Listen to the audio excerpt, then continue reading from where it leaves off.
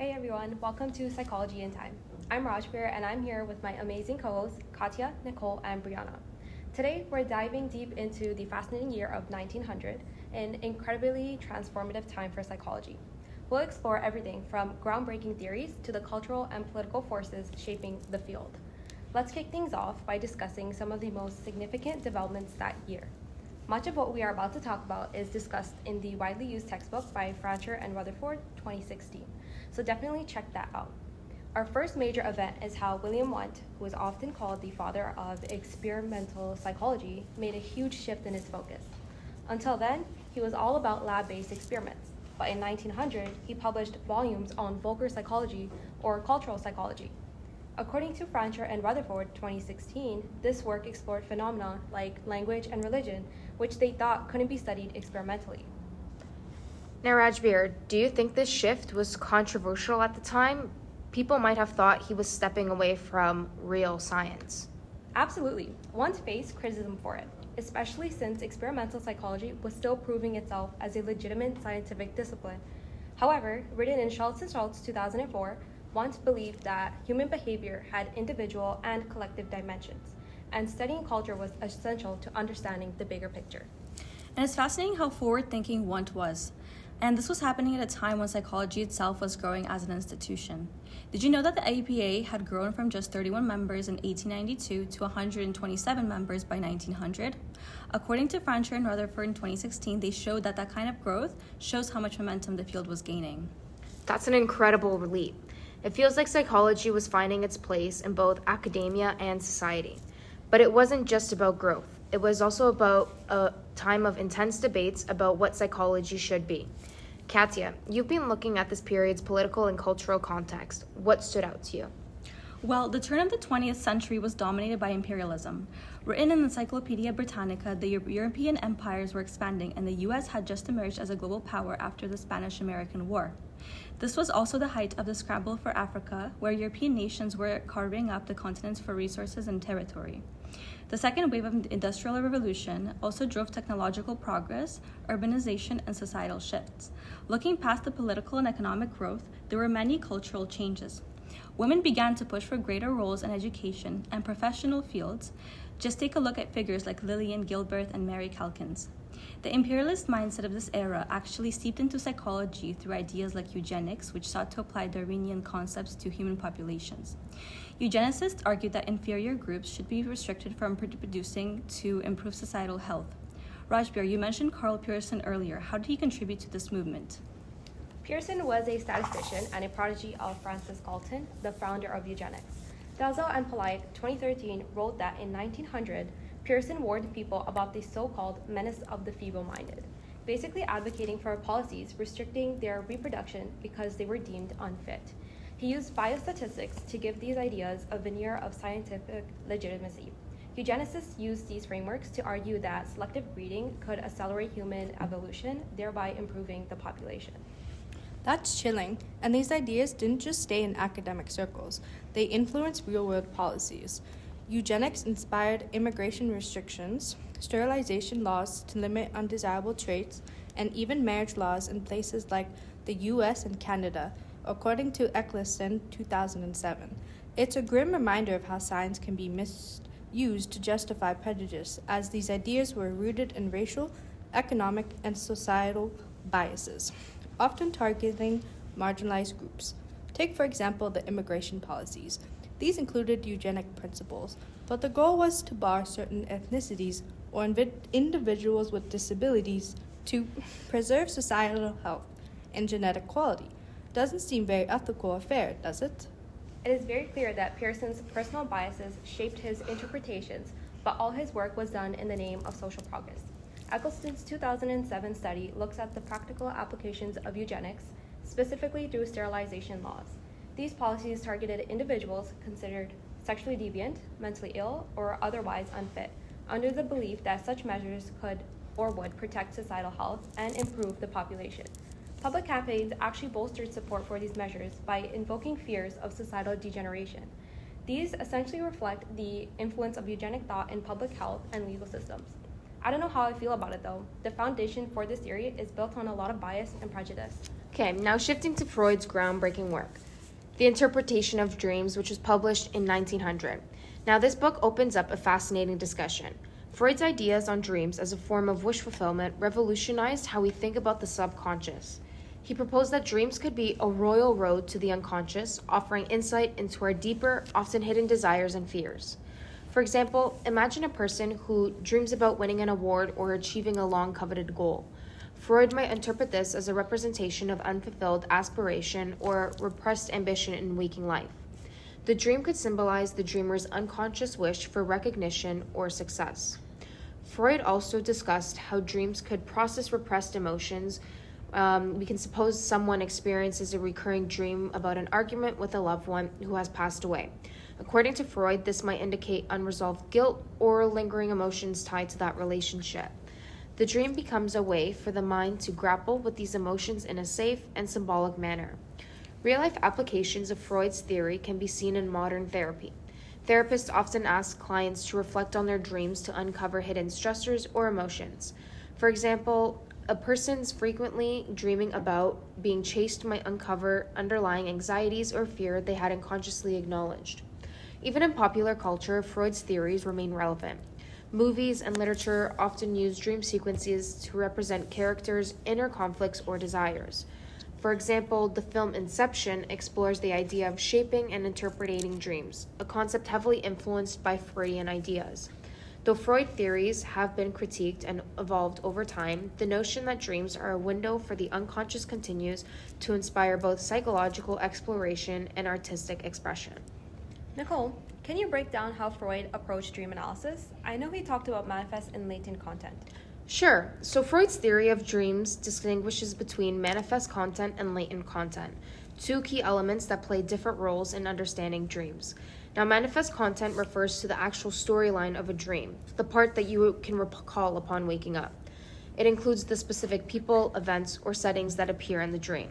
For example, you might remember vividly climbing a mountain, talking to someone, or running through a forest. This content is often disjointed or surreal, but provides the surface narrative of the dream. On the other hand, Freud argued that latent content is the hidden symbolic meaning behind the dream. It represents the unconscious desires, fears, or conflicts that the dream conceals. This hidden meaning, according to Freud, is often shaped by repressed emotions or unresolved issues that the unconscious mind avoids during waking hours. For instance, as Schultz and Schultz 2004 explains, a dream about climbing a mountain might symbolize overcoming a personal challenge or striving for a goal. The act of climbing could represent the effort and determination required to face difficulties in life, while the mountain itself might symbolize the obstacles or aspirations that the dreamer is grappling with. Another example could be dreaming of being chased. While the manifest content might be involving fleeing from a vague pursuer, the latent content might point to feelings of guilt, fear, or failure, or any unresolved conflict in your waking life. Freud believed that these deeper meanings are often disguised through symbolic imagery, allowing the unconscious mind to explore sensitive topics in a way that doesn't directly confront the dreamer. This distinction between the manifest and latent content highlights Freud's beliefs in the transformative power of dreams. By analyzing both aspects, therapists and individuals can gain insight into the underlying psychological issues at play. For example, someone dreaming about losing their teeth might not only recall the distress of the dream, which is the manifest content, but also uncover latent concerns about insecurity, loss, or aging. Freud's work has inspired countless studies and interpretation of dreams, making the concepts of manifest and latent content foundational in understanding the complexities of the unconscious mind. Freud didn't just analyze his patients' dreams, he also analyzed his own.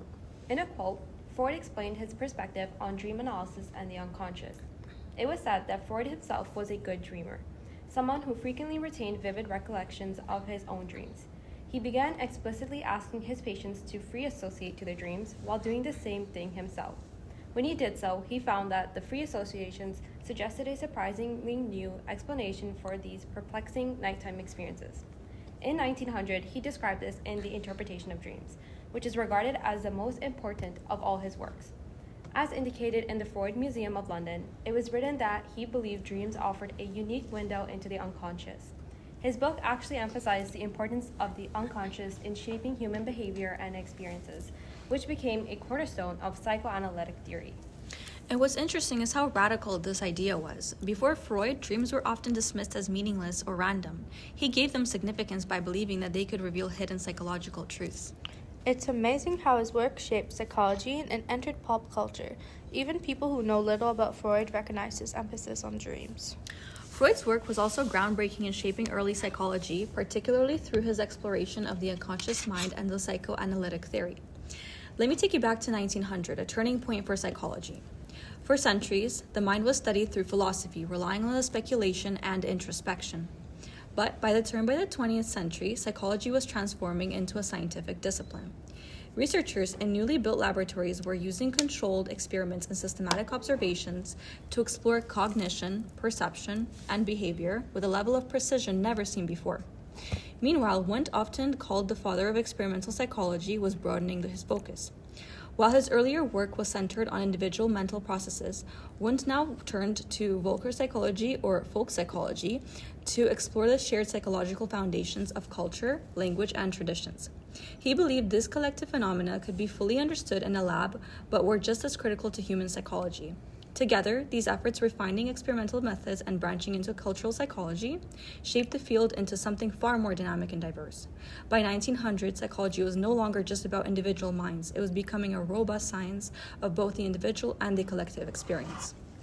And wasn't Wundt still a major figure in that space, even as he shifted to cultural studies? Yeah, in 1900, psychology and medicine were both navigating transformative shifts. Psychology was evolving in a diverse and scientifically robust field, balancing rigorous experimental methods with broader cultural analysis, as seen in William Wundt's Volcker psychology, which connected individual psychology to larger social phenomena, written by Milan and Silas in 2024. Meanwhile, treatments for morphine withdrawal reflected the era's experimental approaches in medicine. Physicians employed methods like inducing delirium with atropine, strict institutional controls, and systematic treatment such as sedation with bromide or phenobutadiene. Figures like Oscar Jennings focused on physiological treatments without restraint, while others like C.A. McBride advocated for rest and drugs like cannabis indica for nervousness. G. Lawton Scout proposed gradual withdrawal using barbiturates and belladonna.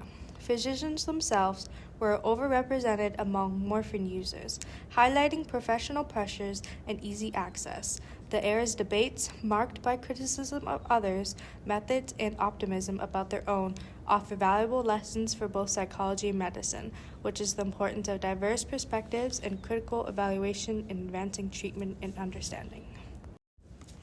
That diversity is one of the things that makes psychology so fascinating. And it wasn't just about labs or theoretical breakthroughs. Psychiatry was also undergoing significant evolution during this period. According to Beer and colleagues in 2000, treatments for addiction were becoming more systematic, though some methods, like inducing delirium for morphine withdrawal, seem pretty shocking today. Back then, addiction treatment primarily involved seclusion in institutions where patients were subjected to strict controls. Symptomatic treatments like heavy sedation were commonplace. While these methods may seem crude, it's intriguing to see how elements of those approaches, such as the emphasis on managing symptoms, have carried over into some aspects of modern-day treatments. But there were also some groundbreaking figures shaping psychiatry at that time. Katya, could you elaborate on a few of them? Of course, one of the figures was Oscar Jennings, who proposed an innovative approach by emphasizing the physiological treatment of addiction without resorting to restraints. This was a notable departure from the more coercive methods of the time. Jennings advocated for treating the body to address the root causes of addiction, which was a progressive idea for that era. In contrast, McBride took a different approach by promoting what he called rest treatment, which involved a combination of physical rest and the administration of various drugs. Interestingly, McBride even recommended cannabis as a way to alleviate nervousness, a concept that aligns with some of the contemporary discussions on the medical cannabis. Meanwhile, Langton Scott suggested a more gradual approach, recommending the use of specific drugs to ease withdrawal symptoms over time. However, despite these emerging ideas, the majority of physicians continued to rely on morphine as a go-to treatment simply because it was readily available. What stands out from this era is the significant variation in treatment philosophies. While many practitioners were quick to critique each other's methods, they tended to champion their own thoughts with great optimism. The takeaway here is crucial. Just as addiction treatment was hotly debated back then, we must remain critical of our current methods and open to innovation. What seems effective or ethical today might be seen differently in the future. That's such a valuable perspective, Katya. It's clear we've come a long way from those early days of psychiatry. However, speaking of controversial practices, let's shift to another topic we touched on earlier, eugenics. Katya, you mentioned earlier how imperialism influenced eugenicist ideologies. How did that intersection play out in psychology during this time? Well, imperialism played a significant role in creating social hierarchies, and eugenicists sought to reinforce these hierarchies under the guise of science. As discussed in Eccleston 2007, eugenicists used psychology to promote the idea that certain groups were biologically inferior. The so-called science became a justification for discriminatory policies such as forced sterilization programs and restrictive immigration laws. For instance, intelligence testing, though still in infancy at the time, was weaponized to argue for the superiority of certain races or social classes. And one figure who signifies this misuse of science is Karl Pearson. He wasn't just a statistician, he was a staunch activist of eugenics. Based on Dazel and Pelayak 2013, Pearson developed rigorous statistical models that were revolutionary for their time, but his interpretations were deeply flawed and biased. He used his work to draw sweeping and harmful conclusions about race and heredity, demonstrating how even the best tools can be misused when ethical considerations are ignored. It's a sobering reminder of how important it is to critically evaluate how science is applied. Even groundbreaking methodologies can cause harm if wielded irresponsibly.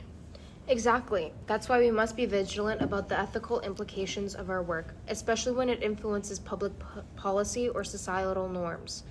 This was a very in-depth look at how much we have achieved in the field of psychology. However, that's all for today's episode of Psychology in Time.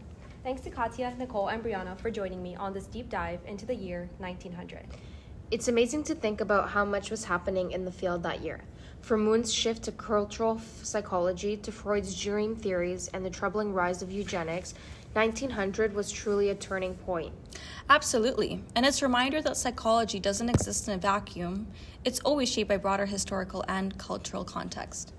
Exactly. Whether we're talking about experimental methods or cultural studies, the foundations laid in 1900 have profoundly influenced modern psychology. And perhaps the biggest lesson of all is the importance of staying vigilant. Psychology has come a long way, but the ethical challenges of the past remind us to use science responsibly. Thanks for tuning in, everyone. Don't forget to subscribe for more episodes of Psychology in Time, where we continue exploring the fascinating history of psychology, one year at a time. And as always, stay curious.